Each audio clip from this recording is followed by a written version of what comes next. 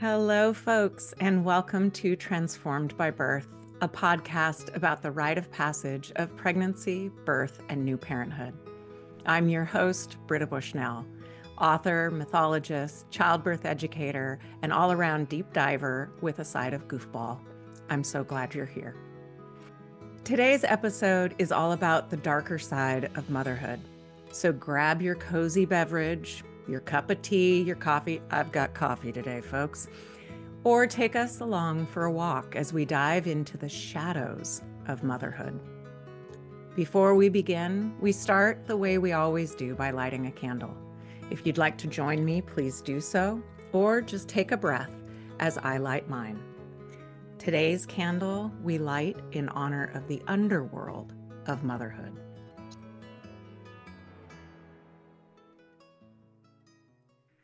Motherhood has a way of forcing us to become shadow seekers.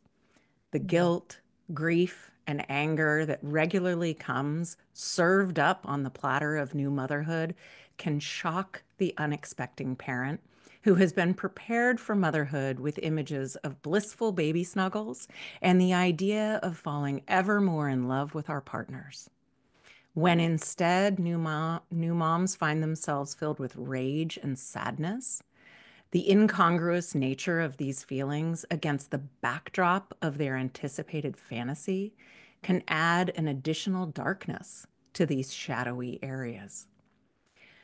But these darker feelings actually occupy seats of consequence in the journey of becoming, even if they are often unwelcome attendants at the postpartum party.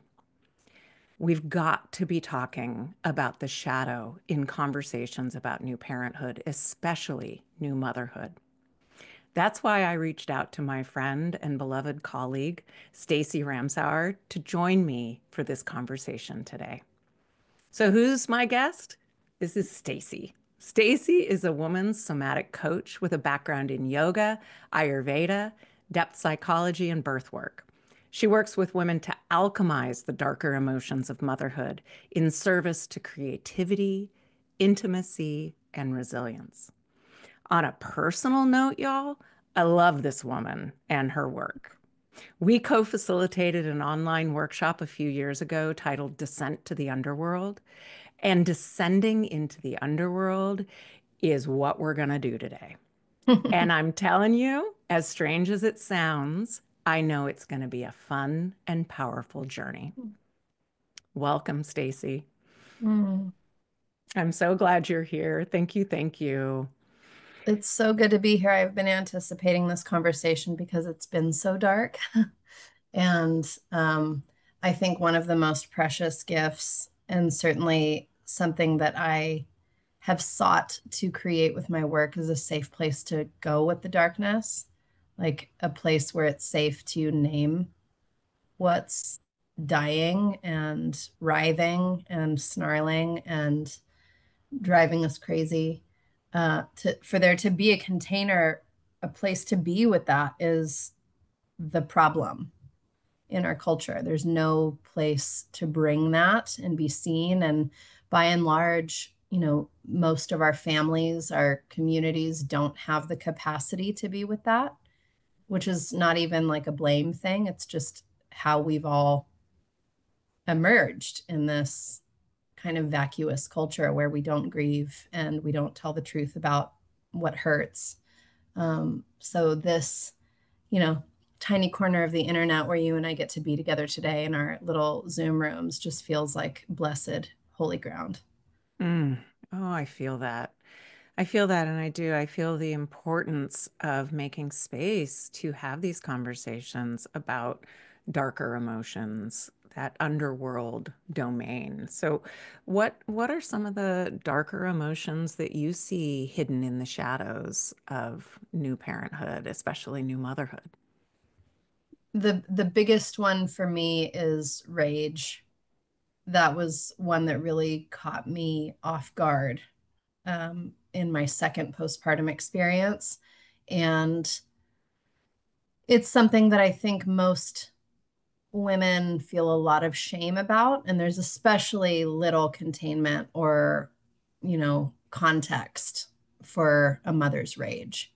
We're still doing a lot of like explaining it, which is like one of my biggest passions is like, I would like for us to dispense with explaining ourselves Mm, and just move through this. Just say the fucking thing, mm, express it, acknowledge it, and get to the root of it, which is most often grief, which I think can be really confusing as a new mother because there is so much often to be grateful for.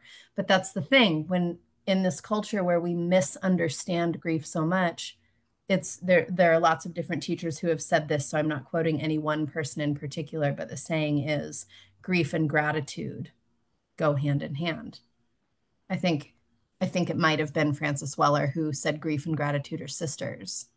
mm. And it's, two sides of one coin, two faces of one being. It's part of it. And to get to the place of authentic gratitude, genuine gratitude that you experience in your body, you have to feel and express the grief and acknowledge what sucks, what you wish had not changed, what you didn't want to give up and were forced to. And when we don't have a way of grieving or someone to witness our grief, that's when it becomes rage. That's Mm. my understanding of it. There's so Wow. many other ways that we can talk about rage, but that's sort of the thread that I follow in my And work. so is rage in some ways trying to get our attention? I believe it is. There's a teacher named Bonnie Badenoch, and she really sort of like flipped the script in my head. She writes about brain science. And in the brain, we have these survival instincts, and care is our first instinct, right? A baby is seeking care. It's seeking your eyes, it's seeking your nipple, it's seeking your touch, it's seeking care. And when we don't receive that care over time, that's where grief comes from. Mm. Obviously, grief can also be the loss of someone that we did have care from, but it's the loss of care, the severance of a connection.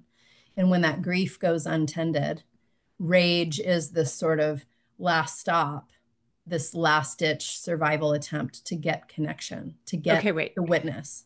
Okay, say that last piece again, that when grief goes, you just got to say that part again because that was so, If I can.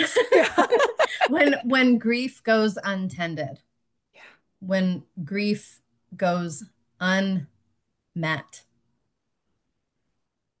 it will lead to a survival based attempt to get connection at all costs. So it's not actually a desire to hurt or harm. It is, if you don't see me, I will die and I will do any. It's like, to me, rage is like in my own body and in the women that I've worked with, it's like the most beautiful, triumphant, I want to live. This will not kill me. I cannot, I won't go out like this, you know? There's a And it's, sacredness oh, in yeah. the rage, Oh, yeah. but we haven't been modeled that relationship. I mean, I know that through my life, I would say anger and rage in particular Uh-huh. have been the hardest, most sublimated aspects of my upbringing. Like, Uh-huh. this is not allowed Yes. aspect. And it's scary, like, because there's no space for it, what often does come out is violent, is oppressive, is scary. It's used Yeah. as a threat. And so it's very confused and tangled with our worst fears. And so then women assume, if I express my anger or my rage, I'm going to terrify my kids. I'm going to, my community will leave me. And that's, it might be the case, but by and large, it's also like absolutely necessary to your survival to have access to these things. So then how do you access in a way that is, God, I hate even using the word, but I'm Mhm. trying to speak it, that is safe, that Yeah, that because there is something about n expressing rage that can be unsafe. totally. So, Totally. I so think it's help us like unpack this so that we're my understanding what we're talking about. my sort of view on this will come from a somatic experiencing or nervous system place. Um, and that is titration when there are these big sublimated emotions that can create collapse or sort of like, literally knock the wind out of us and leave us shaking in a corner for days. So guilt ridden, shame ridden. We really have to go slow. So it's allowing ourselves to meet, you know, relatively minor disappointments fully, to fully feel it. This disappointment or irritation, even like, because we have the same birthday. I'm a Capricorn. I like to be here on time because to me, that is overcoupled with dignity, respect, being a competent human being. You show up on time, and that means early.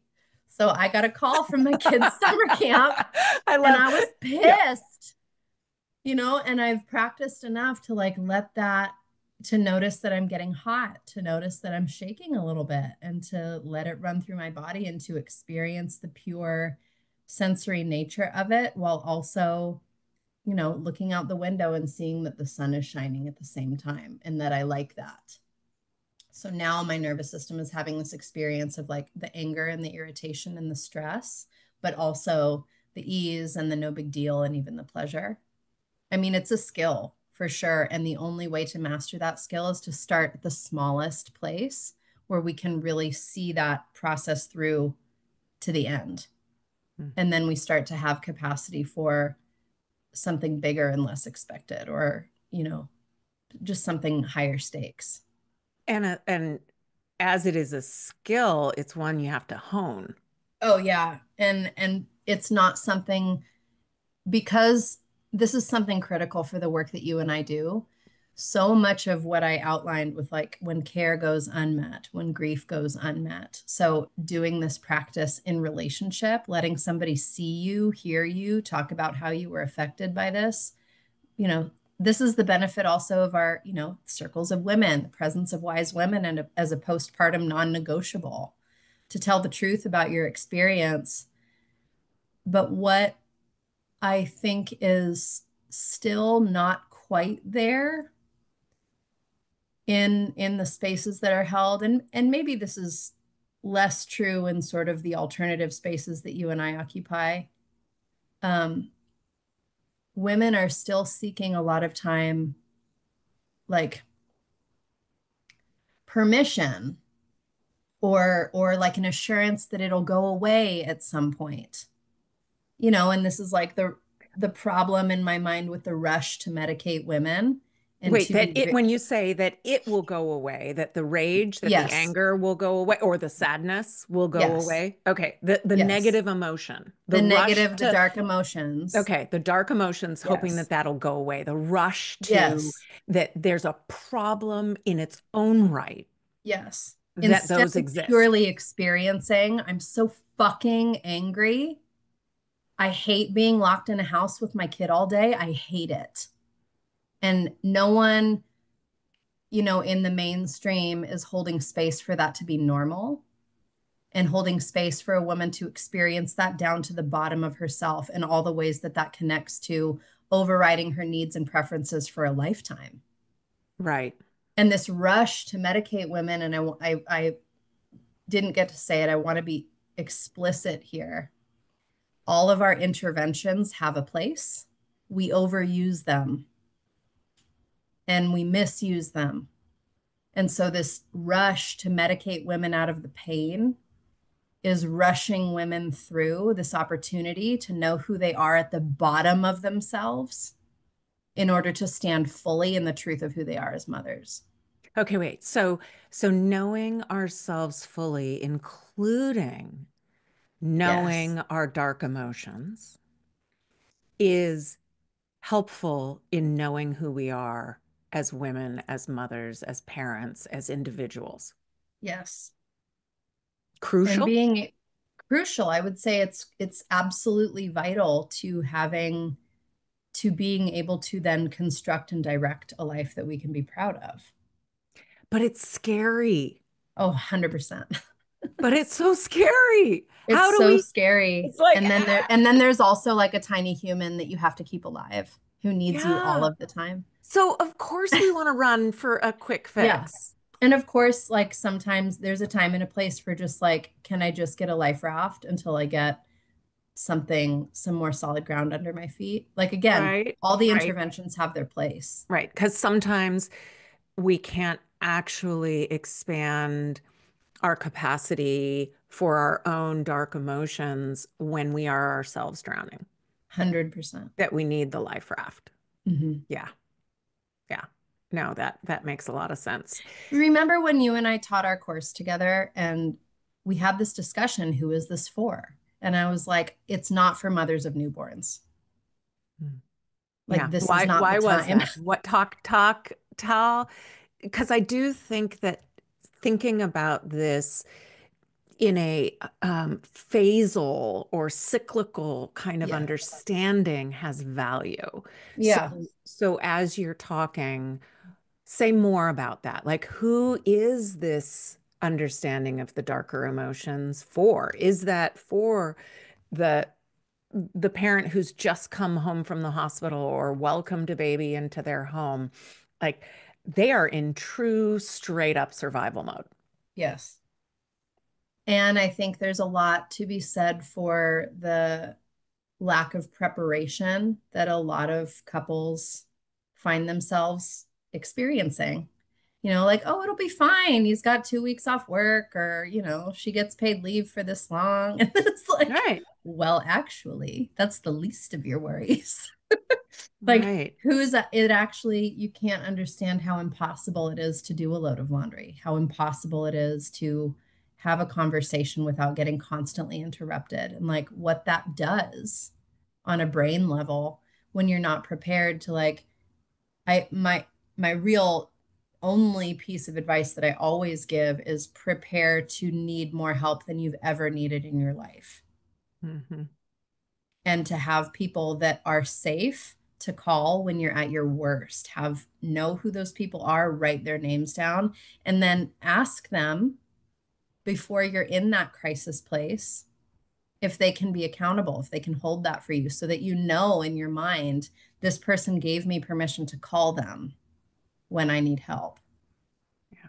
And Those pick those people carefully, carefully, people wisely, who because, don't expect anything in return, because that's not the phase of life you're in. or who will listen with empathy, compassion, warmth, Yeah. curiosity, Curiosity but maybe not solutions to fix it. or pity, Oh God, please, definitely not pity.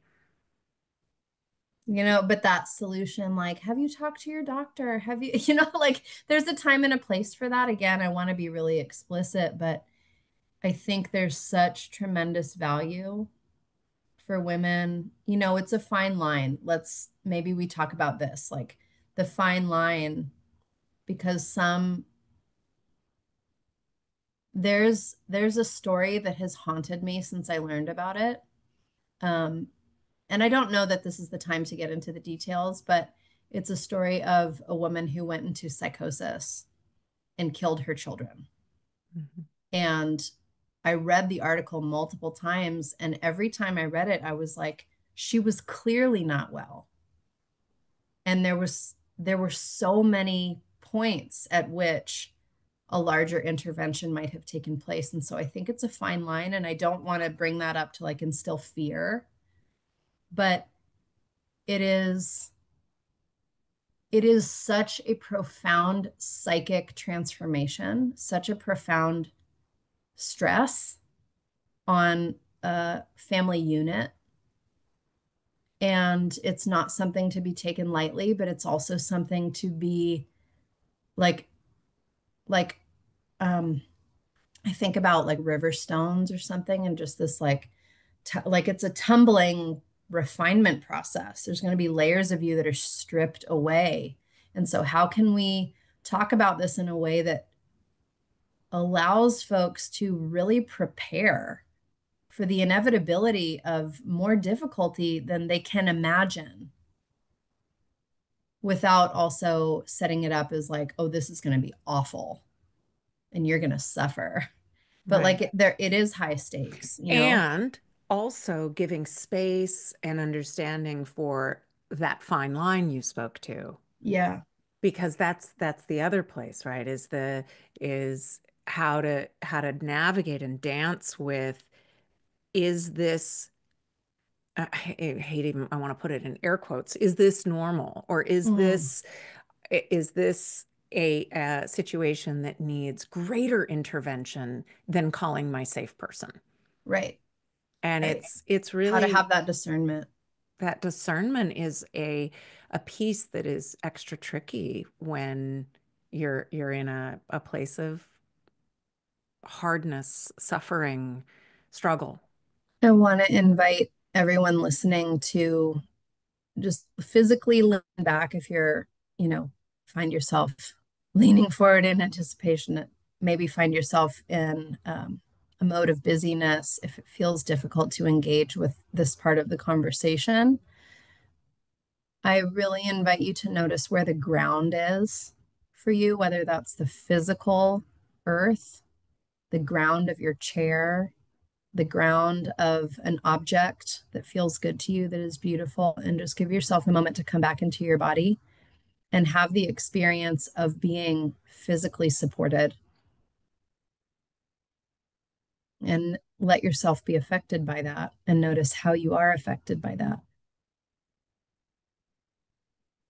Because I want us to have the capacity to engage with the mystery of this conversation, the bigness of it, and also learn how to take care of ourselves when it's hard, to It's stay so important. present. It's so important to stay present, even to when staying present is selecting to check out. Mm-hmm. Yeah, to know, to be clear what we're doing. Yeah. Because sometimes checking out is the Self care. intelligence. Yeah. Yes. It's Yes. intelligence. Like there's this, Mm. there's so much ugh, noise in the sphere that kind of hyper celebrates the sticking in it Yeah. and through it, through the hard conversations, and being like, you're checking out. It's like, well, there might be Yeah. some really brilliant intelligence of your body that is supporting a checking out, and Mhm. it might be a habituated response. And one of the only ways we can know if it's a habituated, not necessarily helpful response or a helpful response is to slow down and Yeah. do what you just did, which was to remind us to come back in to the body and take a moment. I'm Yeah. so grateful for that. You just role modeled what it is that we're talking about. Hmm. And that matters for all of us who are navigating this landscape, this forest that sometimes feels like it doesn't have a trail or clarity, where, God, there's a desire to get through the forest to the other side as Hmm. if the other side exists, and As to if the other side is without peril. right, right. Like if sometimes the forest is actually supporting us and protecting us, and on the other side where there might be light, there might also be a savanna covered in lions. Yeah. Okay, now I'm Yeah. getting myself lost down in this metaphor, but I do think there's this energy of slowing down and checking in and understanding that sometimes going through the journey can be hard. And where can we, you know, take a step back and notice, you know, in this relatively low stakes moment of listening to a podcast where you find yourself a little bit triggered, like that's a low stakes, titrated opportunity to practice the skill of feeling your ass on the floor or the chair and just asking yourself, like, what else is going on besides this activation? And that's literally the way that we cultivate our capacity to stay more present when things are high stakes, Mm. to things that are difficult with our center and not just the sort of steamroller survive energy. Um, you know, I can't tell you how many times, just even the beginning of this summer, we've got all sorts of shit, just everything, everything I don't want to happen is happening this summer. And at some point, I had to, you know, my husband has a lot of like capacity for disarray. And he's like, starts tearing up the floor because our tile cracked, because there's a crack in the foundation. He just starts like immediately ripping up our floor. And I was like, oh, stop. He's like, what? I'm just going to get it done. And I'm like, I can't. I can't explain to you why this is a no. I need you to just stop because I'm going to lose it. And sometimes that's all we have. And this, like, really overarching impulse for me right now is how do we get into expression of the limit, expression of the desire, expression of the need versus explaining it and Mm. wasting our precious energy to kind of feel it and stay with it and honor it and not know what it is fully, but just know it's a limit. Like that's really important to me.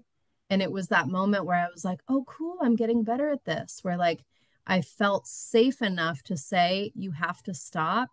I can't explain it right now. I mean, I think that's a huge edge for a lot of women where like patriarchy has demanded that we explain it to death in order to have a valid enough reason to Yeah. feel, to need, to want. And like, again, all of that comes back to this very basic, almost like seemingly too simple practice of just noticing the initial moments of discomfort or shutdown, being like, huh, that's interesting. Where's the ground? Pause for 30 seconds and then notice, can I go forward or no? Do I need to look at my phone and scroll for a little while or like go Right. outside for a walk or not talk about this for a few days, but be conscious of it, like you said. Conscious of it and not in some way making it into a problem itself. Right, right. Because one of the things that we do is, or I do, I don't know, maybe this is just me, but I don't think so. Doubt it. There's Where lots of Capricorns on Earth. where there is that part of having a response and then the self-judgment about the Right. response. Yes. Oh, yes. The something is not okay about the fact that I'm having this response. Mm-hmm.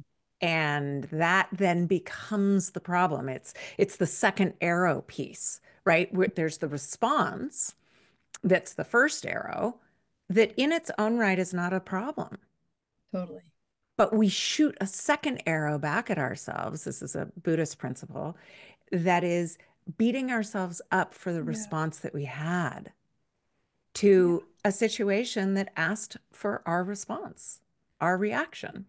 And Yeah. that is so often a place that I think is really a cutting edge place for practice is the can I be curious and kind to the part of me that is responding, Mm-hmm.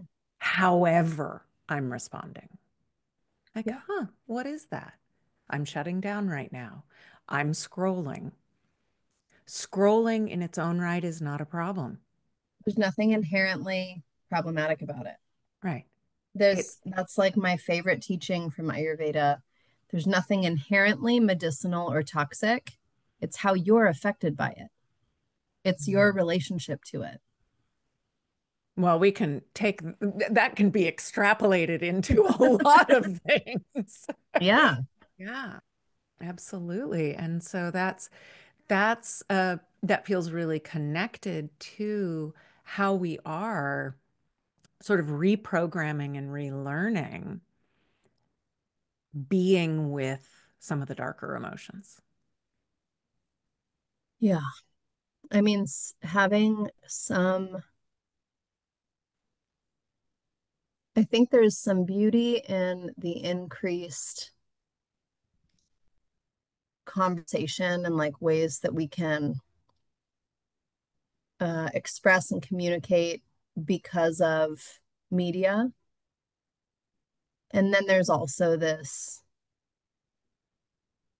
shadow side to media, of course, which is like a lot of disoriented, disorganized beings just sort of like fanning one another's flames. And in this place of being with the darker emotions, it is that second arrow metaphor really works for me because it's very when we make the thing the problem, I think that's actually one of the biggest reasons for blame, which is not to say there aren't people and institutions to hold accountable, but it is to say that it's a wildly circuitous and often dead end way to address the dark emotions that we're experiencing, to go into blame. Who's to blame for why I'm unsupported, for why I feel this way, for why, being gaslit. And that's, I think that reckoning has to come after we've established more of a sense of dignity inside of ourselves, that this is my experience and this is true for me. Yeah, there's an element of we're often looking outward to try and have somebody out in the sphere reflect back that my experience matters. Yes, yes, And yes. what I'm hearing you say is the importance of the self-acknowledgement Yeah, that my experience matters and has value yeah. to myself. To myself. And that's something that I do feel that those enculturated in a female body have often been trained to not do. Hmm. Yeah. I mean, it's that first level of uh, your experience is problematic, your experience is dangerous, your experience doesn't matter. And if you want to get anything done or want to get any kind of attention, you've got to make it make sense to the people who told you that it doesn't make sense to begin with. So that gets back to the part you were talking about around explaining. Mm-hmm. And what I'm hearing you say is name without a need to qualify. Yes. Name, own, feel Mm-hmm. as truth in its own right. And that I'm not suggesting that that's an easy thing to do, but I No. am suggesting that it's essential. And then, of course, like that's why there are a variety of therapeutic modalities, a lot of which you employ and I employ that we've worked with together. Like expressive arts therapy, I feel like is a critical way of moving through dark emotions because what I love about art is you don't have to explain it. It just gets to exist, and it's so much for the artist's satisfaction. And like every single time I work with expressive arts practices, like making an image or even just working with a particular medium, like the frustration of watercolor, Yeah, the right? uncontrollable reality of watercolors, where I'm like, fuck, this has been the best psychological practice for me this summer, where it's like, okay, I meet this medium of watercolor knowing that I can't control it. and I'm already surrendered to that. And that's a huge exercise for me. And it's been very therapeutic. And then there's this element of like something emerges that I didn't even really know was there, or I get to have an experience of myself that's sort of adjacent to the really acute pain.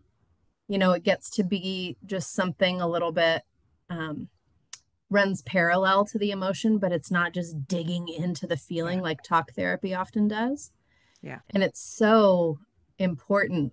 So I had a similar experience recently, took a wheel pottery class on a wheel. Mm. And it was such a mirror for what was going on in my body and in my heart and Yeah. my frustrations and my nuances. So I agree that the expressive arts are phenomenal. And one of my favorite expressive arts for connecting into my darker emotions, sadness, and anger in particular, both of those in particular, is through expressive movement, Hmm.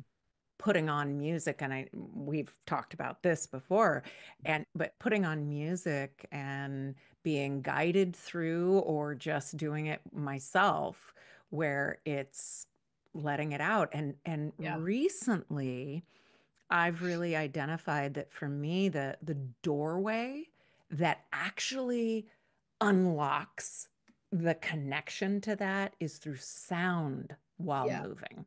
So it's Big not time. just movement. Like if I'm moving, it's like I'm moving and I'm doing it, and I may be raging, and I might be, having a sad experience and moving sadness through my body. But it isn't until I open my mouth Yeah. and let sound come through that I actually tap into the texture and quality and juiciness and therapeutic quality of those emotions. Yeah. Yeah. I mean, it's like the wisdom of those emotions where you're like, oh, wow, this is like I could kill somebody with this rage, or I'm so lost and helpless. It's anguish that I'm moving through. Like it gives, when it comes out, you have more information. And I find myself using this phrase a lot in my somatic sessions with people, like, you know, connecting to an emotion or a sensation in the body. What sound does it want to make? And it's not always accessible because that's so weird, right? We're not allowed to do that. We're not supposed to be loud or make strange noises, but there's such a huge amount of benefit. And again, titration towards being able to do it by just imagining the sound. Can you Mm, hear it? And stay with that. And mm, I've had moments where that has just completely cracked me open, even just hearing the sound in my own mind and recognizing how much pain is actually, I think you used the word in our conversation, sequestered. I use this, I know I was editing a video yesterday. Stephen Levine, who's a grief therapist and expressive arts therapist and Buddhist, I believe also, he has a quote about sequestered pain, mm, and that if sequestered pain made a sound, the universe would be humming all the time. And I just love that so much. mm. Yeah. Yeah, and there is an energy of expressing through voice, through sound, through movement, whatever it is. There's a lot of that can be really pent up, sequestered, Mm-hmm. that we've been praised Oh for yeah. holding it back. Oh yeah. We've been praised for polite behavior.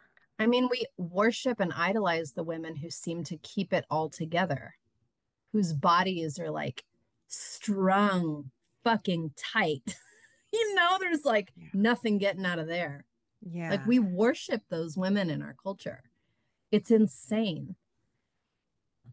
I mean, I understand where that's coming from, but I do I too. And also yeah, I just want to say I think there's a lot to be worked with in this conversation. Again, I just feel like this strong call to offer our conversation as also like a practice. Again, just notice where, how you're affected by the conversation, by this talk of wailing and screaming or keeping it all together and being wound tight, and feel into what's also happening around you that's spacious or neutral, like looking around the room, allowing yourself to look out a window, to notice movement on the horizon, so that you can hold this lightly, hold it in a way that's sustainable, hold it in a way that fosters curiosity. I think that's the most critical word that you and I have used in this conversation. Approaching all of this, our pain, our quote unquote problems, with the capacity for curiosity, so that, that's another part of that expressive art. It's like to get information that we didn't have before, to see something we didn't see before.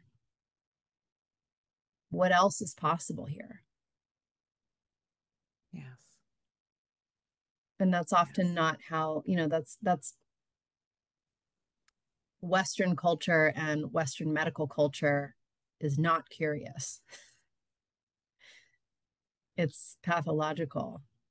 mm, We're looking for the problem to root out.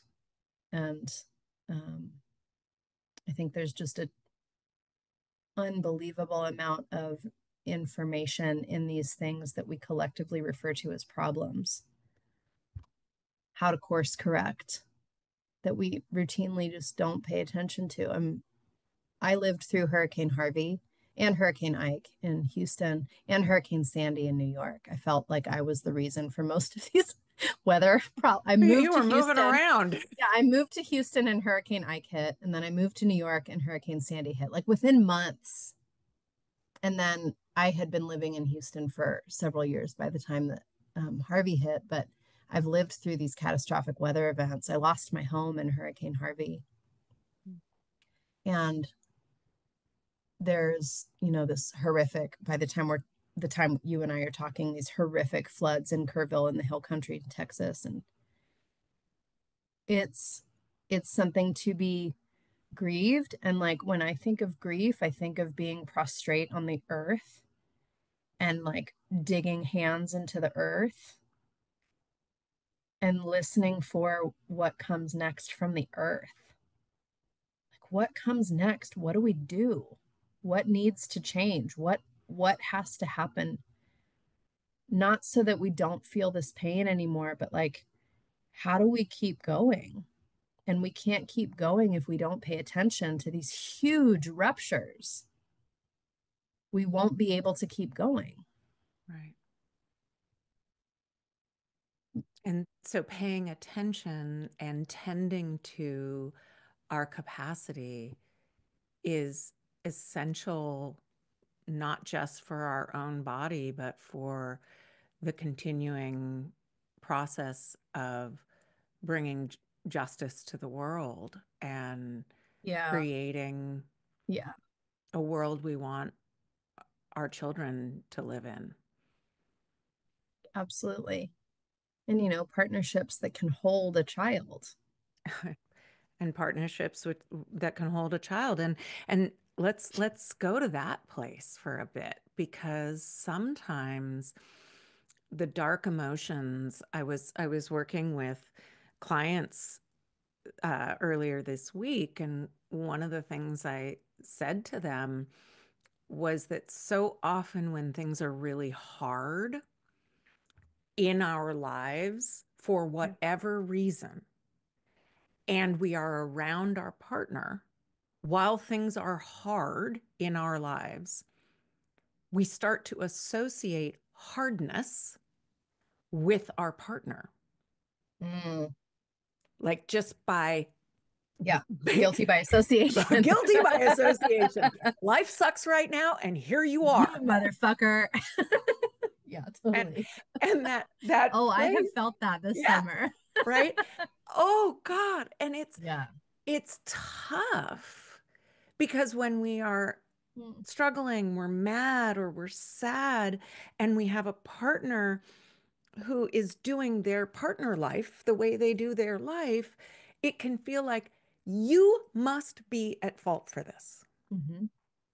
because this sucks. This sucks. And you're supposed to be the one who fill in the blank. Like, so amazing how quickly we fill in these blanks with like, this is why I love my work so much. It's like, wow, I didn't know all that bullshit was in there. I'm carrying a lot of baggage for you, sir. Right?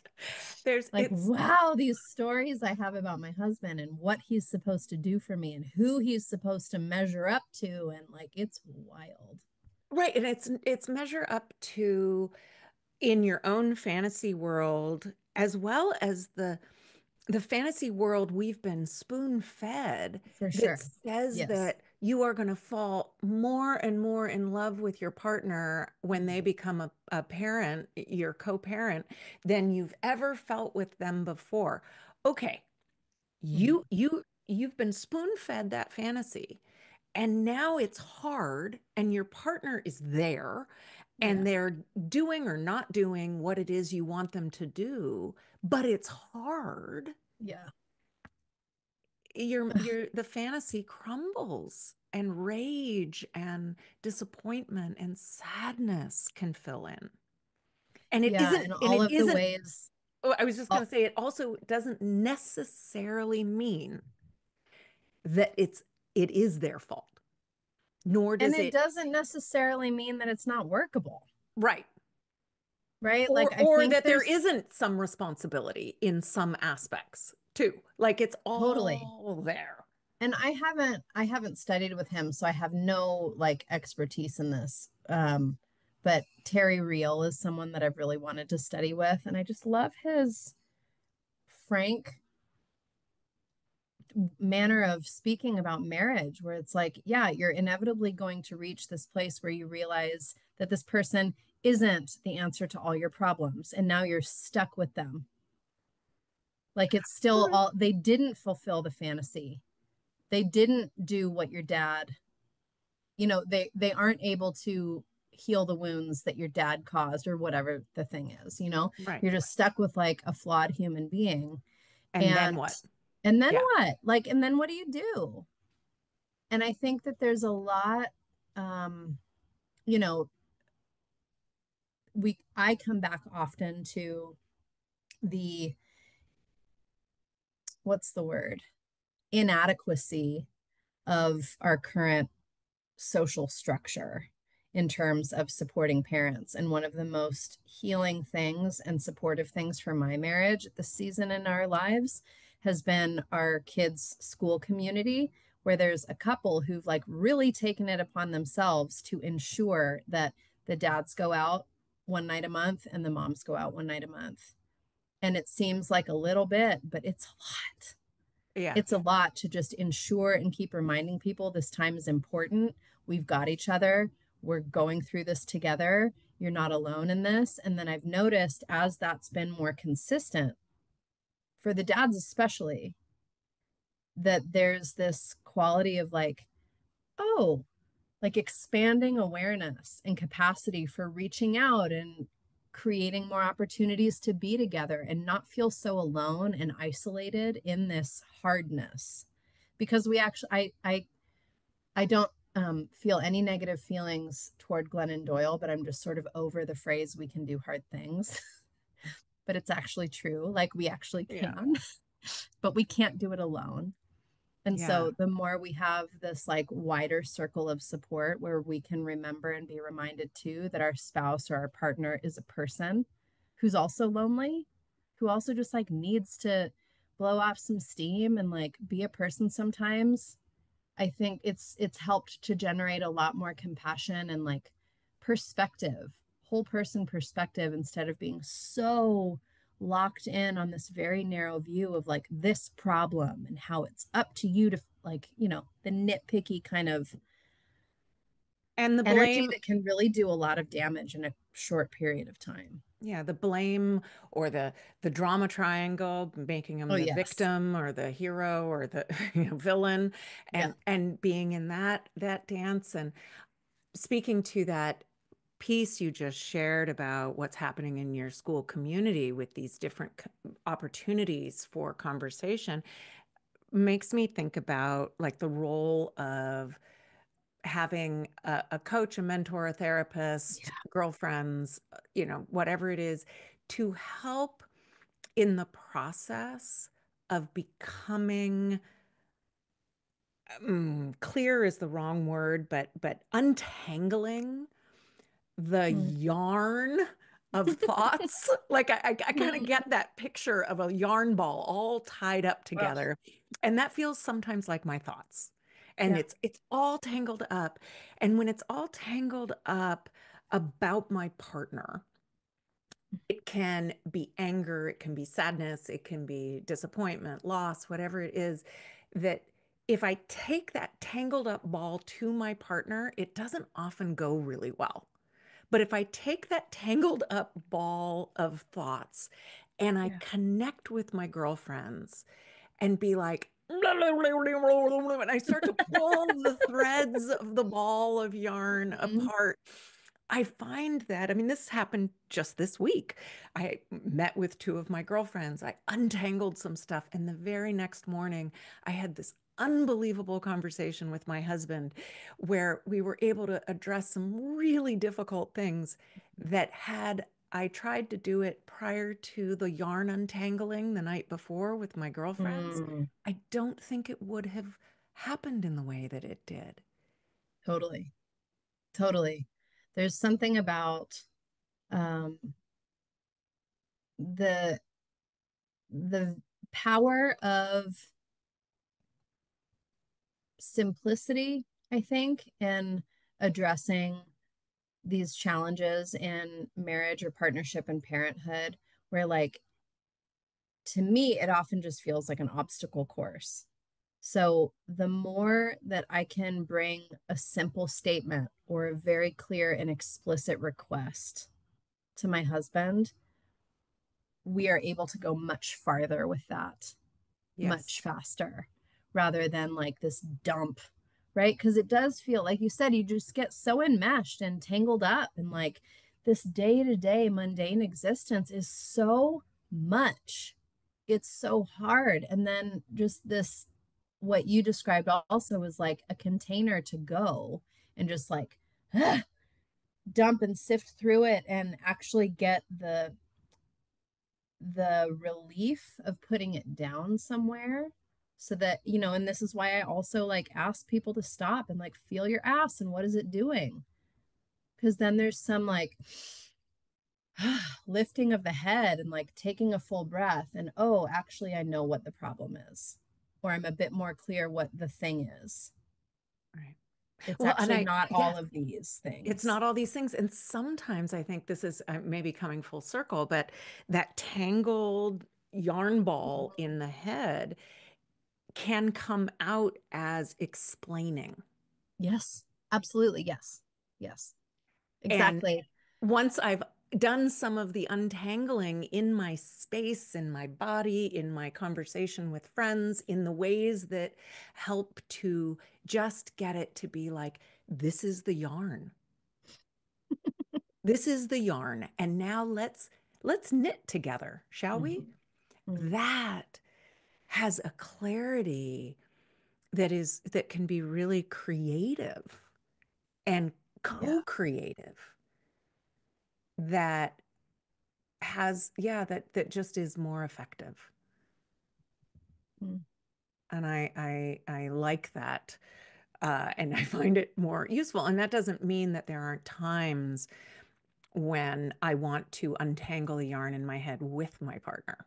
Mhm. But I like to use very specific containers to then hold those conversations. Yeah. so that we have a clarity of what it is we're doing. Hey, I've got a big ball of yarn in my head that needs some untangling. Yeah. And I'm wondering if you can sit with me and we can start to pull some threads together. Yeah. And Or I'm just not share it with asking you. you, yeah, or just share with you. Hmm.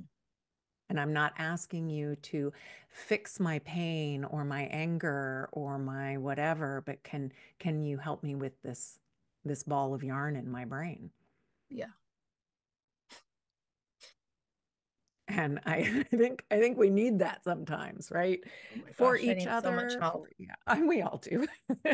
I mean, that is part of the truth of all this is that being human involves navigating the dark emotions, not avoiding them. They're going to be there no matter what you do. So why not live with reality? There, Robert Svoboda, he quotes his teacher all of the time. You have to live with reality, or reality will come to live with you. Yeah. Like they're here, and I have been obsessed with this movie for a long time, but now my kids got into found the graphic novel at the library. It's called The Song of the Sea, and it's an Irish animated film about a Selkie myth, and it's so beautifully told.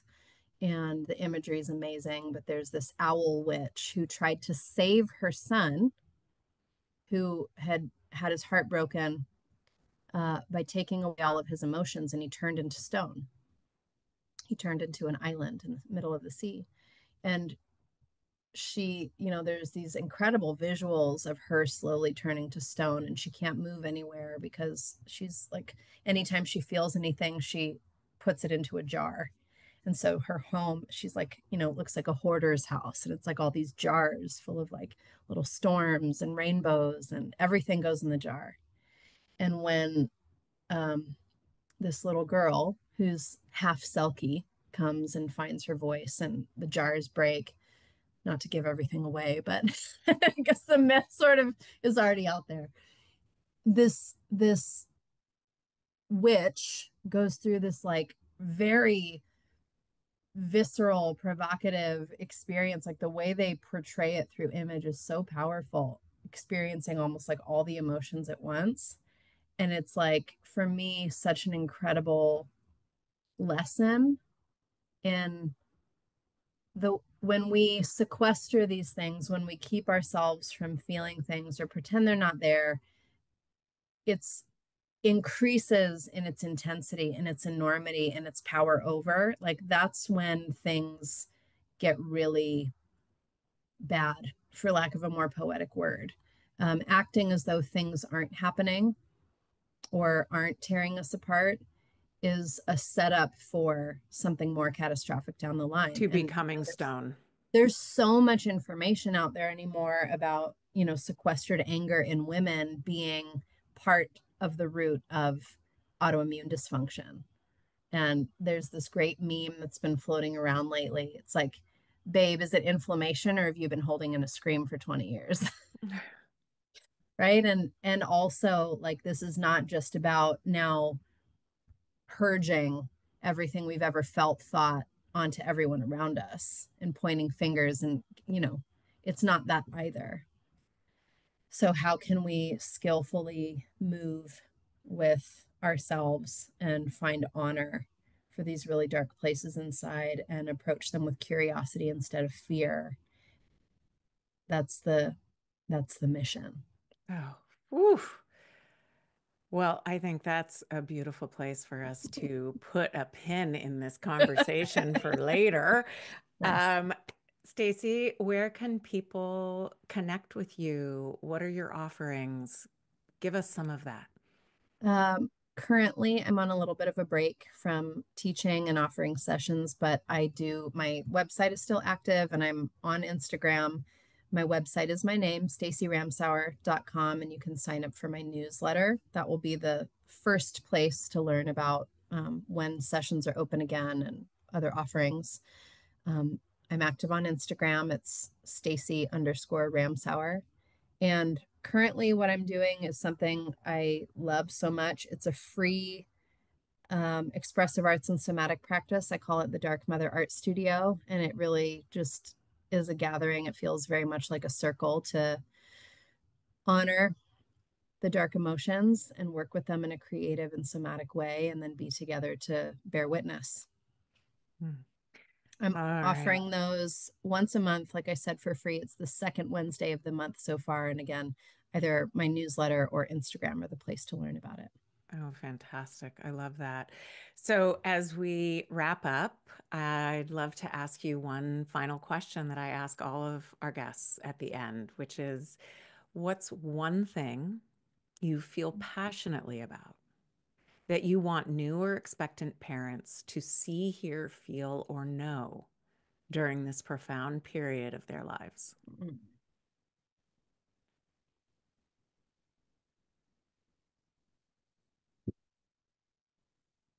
Mm. There is a power in the disintegration, and just allow yourself to be tumbled like a river stone and also held, finding a place to be held in your experience is essential. I think I said it earlier, like expect to need more help than you've ever needed before and really lean into that part of the experience. It's not a problem, it is the experience. Mm, absolutely. Oh, beautiful, Stacey. I'm so grateful for this opportunity to be with you. I always love my time with you. I know that to be true. So thank you so much. And thank you, listeners, for sharing this time with us. If something shared today impacted, supported, or moved you, please share this episode with a friend. I produce this podcast myself, and your support makes it possible. To show a little love for the podcast and these conversations, please follow, rate, and review. If you'd like to continue the conversation, please join us on Instagram at Transformed by Birth. I look forward to being with you again on the next episode of Transformed by Birth. Now, let's gather what we want to take away from this conversation, this episode, and breathe it in with an inhale before we blow out our candle with an exhale. Until next time, bye, friends.